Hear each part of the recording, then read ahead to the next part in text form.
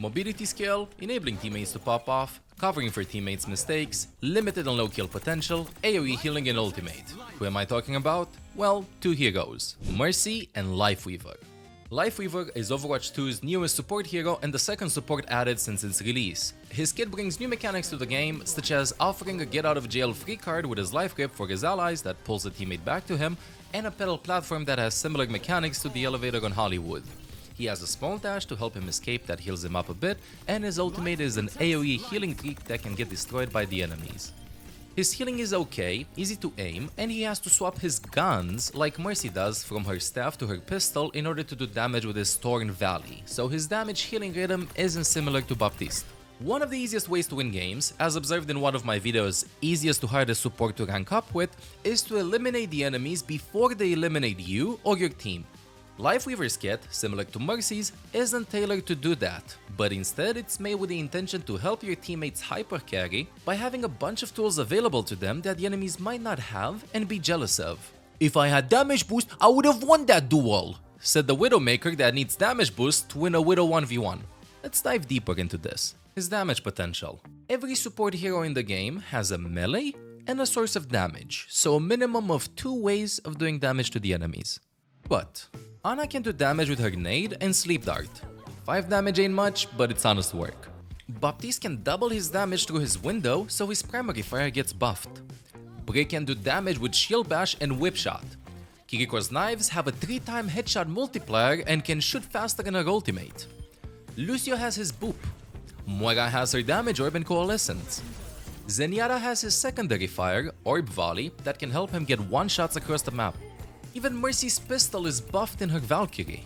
Lifeweaver is the only support that has 2 ways of doing damage and doesn't have a buffed up version of them. Why this might be a problem is because no matter how well you play him, if your teammates don't get eliminations, you can't easily go in ignore team, me kill enemy mode that a lot of TikTok Moiras have mastered.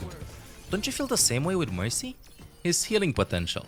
Unlike Mercy, he has a limited healing resource. You have 12 healing blossoms available until you have to reload them. From what I can tell, the indicator shows the amount of healing you do, 10 being the minimum if you spam the ability, and 65 being the maximum if you fully charge it. No matter how much you charge it though, you always consume 1 healing blossom. This means that if your other support is dead, you'll have a hard time getting everybody back up to full HP, so it's better if your team doesn't rely on your healing that much. Similar to how great Mercy players win more games by understanding that she does more than just healing, LW will have the same vibe. His healing is not his key to carrying and winning games. Let's move on to the juicy part, his ability's carry potential. Petal Platform. The quintessence, hard word, can I get a clap in the comments? Of his kit is his repositioning potential, not only for himself, but for his allies as well. If Mercy enables teammates with damage boost and resurrect, Lifeweaver does so with his Petal Platform and his life grip. Petal Platform's cooldown starts the second you throw it. After it gets thrown, it stays on the ground non-stop or until you or the enemies destroy it or somebody activates it. It activates by an ally or an enemy stepping on it. Bob counts, by the way. Once activated, it stays up for about 10 seconds or until you or the enemies destroy it. It works as the elevators on Hollywood, meaning that you can jump on it to stop it from activating. A lot of information, I know. But the idea is that you can get creative with repositioning if you master the mechanics right. I'd compare the fluidity of Petal Platform usage to Mercy's super jump. I know it's not the same thing, but it's about getting that muscle memory going, that feeling of optimizing your positioning in fights. Not to mention that there's a tech with the platform. If you jump at the end of its deployment, you'll do a mini super jump. This can be done by every character that takes it. But Mr. Streamer, how do I carry with this? Well, simple. You or your teammates use the platform to create multiple angles that are hard to deal with by the enemies, or you just use it as a mini shield. Wait, what? Yes. If the enemies can't one-shot you, you can just Petal Platform yourself up in a fight. It does give you a bunch of cover. But when you do so, make sure to be close to a wall. When you're on it, use it as a shield to spam the enemies from the high ground or to heal your allies from cover. If the enemies break the platform, you can always dash to safety.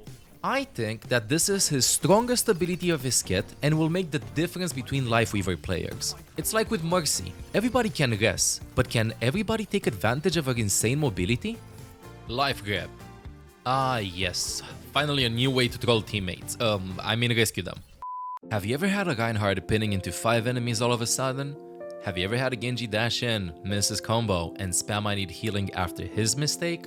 Do you not like where Ana is playing from because you know she'll get dived and you have no way of saving her? Well, now you can. Just yoink them to you. Life Grip pulls one teammate back to your initial cast position, and while doing so, they can still use mobility skills to escape and even shoot.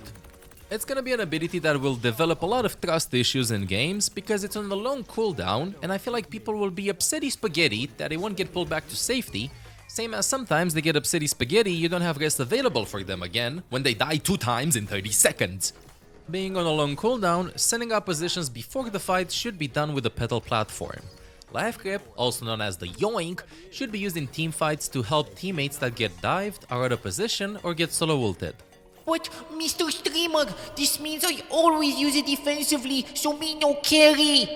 Well, yes, but no. You can use it in the same way that Kiriko uses her Suzu sometimes. To go really aggressive, Suzu herself to force as many resources as possible, and then swift step back to the team. Yes, you can't do this with LW, but your teammates can. If you don't have ultimates to counter, just imagine a Reaper TPing into the enemies, then using raid form when he is low to get healed up, then continue fighting, and then you pull him. Or envision a Winton jumping into 5 enemies, getting healed up, and instead of jumping back to safety, he does a short jump into the enemies for extra damage because he knows he'll be pulled back to safety.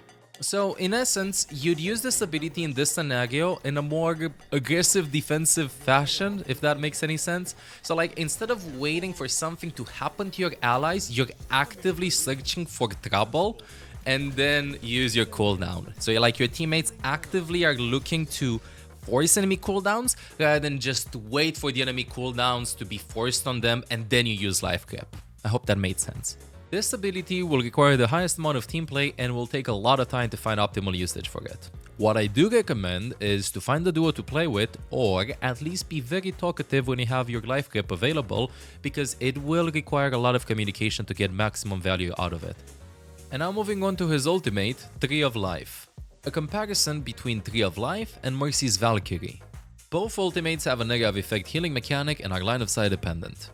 Mercy can chain damage boost or healing, while Tree of Life can only heal. Lifeweaver can stop his ultimate by pressing the ultimate button again, Mercy can't do this with Valkyrie. Mercy can reposition during her ultimate, Lifeweaver can do that as well, but he can't move the tree, with the exception of when it's placed on an already deployed petal platform that gets destroyed. Then, the tree will fall down. Tree of Life does an initial burst of healing and then pulsates healing, while Mercy's healing is consistent, not in bursts. LW's ultimate can be used to body block, like a mini Mei ice wall, while Mercy can just annoy the enemy by zooming around like a cat at 5 AM.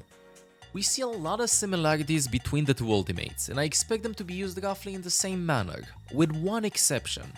The initial burst of heal from Tree of Life opens up a lot more possibilities than Valkyrie to bait enemies into overextending, thinking that they can finish the kill.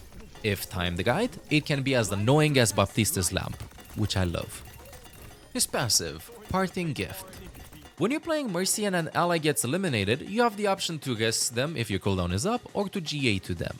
Lifeweaver can't do anything to dodge teammates. But when he gets eliminated, on top of his body spawns a gift that an ally or an enemy can pick up to get healed. Teammates get more healing from it than enemies, and you pick it up by just walking over it. Similar to how you would pick up Pachimaris in the Pachimarchi event or Torbjorn armor packs back in the day.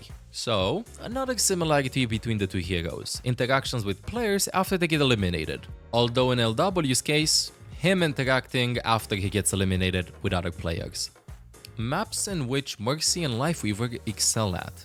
Unlike Mercy, who does amazing on maps where her damage boost targets have an easy time to pop off, usually mid to long range maps, not close corridor type of maps, LW is not dependent on having a pocket to be strong. He opens up maps that are hard for some heroes because of their lack of mobility. View Lifeweaver as a live map editor. Did you ever want to get to high ground on Gibraltar with Ana but it took you 20 seconds to get there? Well, LW can help you get there faster, either with a petal platform or with his Yoink. This means that he feels amazing to play on maps where you can easily enable your team to get to positions otherwise hard to access, taking into consideration the map layout and the hero kits. For these reasons, I think he'll excel on maps like Gibraltar and Numbani. I do not think he will be used that much in close corridor type of maps like Lijiang Control Center. He kind of wants to be in the open and be able to control the space around him, literally like a Fortnite builder in Overwatch. Conclusion. We've seen that he has a lot of similarities to Mercy's playstyle, but he brings his own flavor to the game. His abilities are much needed as they cover one of the biggest weaknesses that a lot of heroes have, which is lack of mobility. As a result, I think Lifeweaver will create more playstyles and add more variety compositional-wise. View him like this: if Moira is all about damage and healing and being annoying, Lifeweaver is all about utility to repositioning. I think that will take a lot of time to fully understand his kit, and our initial views on how his playstyle will be might change. But I'm excited as he brings new tools for supports to help us annoy DPS and tank players more. Let me know in the comments, what do you think? Is he similar to Mercy or is he not? Are you excited to play him? If you enjoyed the content, make sure to subscribe and leave a like. Oh, and also check out my secondary channel, ML7 Plays. Till next time, ML7 out. And remember, it's called support, not healer.